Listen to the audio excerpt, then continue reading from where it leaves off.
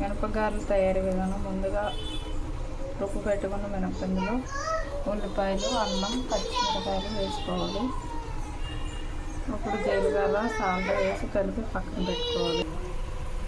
బొంబాయి చట్నీకి oil stove వెలిగించి pan పెట్టి అందులో ఆయిల్ వేసి పోపు దినుసులు, ఉల్లిపాయలు, పచ్చిమిరపకాయలు, అల్లం ముక్కలు, కరివేపాకు,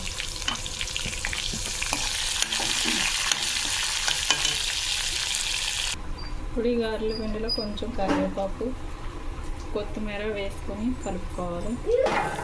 అప్పుడు ఇందులో వాటర్ వేసుకొని శనగపిండిలో పసుపు, ఉప్పు, కారం కలిపి పక్కన పెట్టుకోవాలి. ఇప్పుడు వాటర్లో బాయిల్ అవుతున్నప్పుడు ఇందాక కలిపి పెట్టుకున్న శనగపిండి మిశ్రమాన్ని ఇందులో వేసుకోవాలి.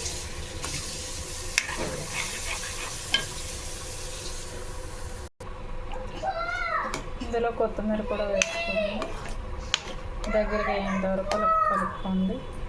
అంతే శనగపిండి చట్నీ, బొంబాయి చట్నీ రెడీ.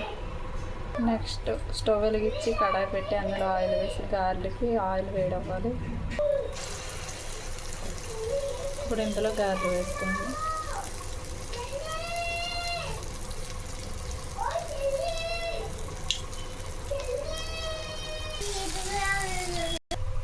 అంతే అండి, మినప గారెలు అలాగే శనగపిండి చట్నీ రెడీ.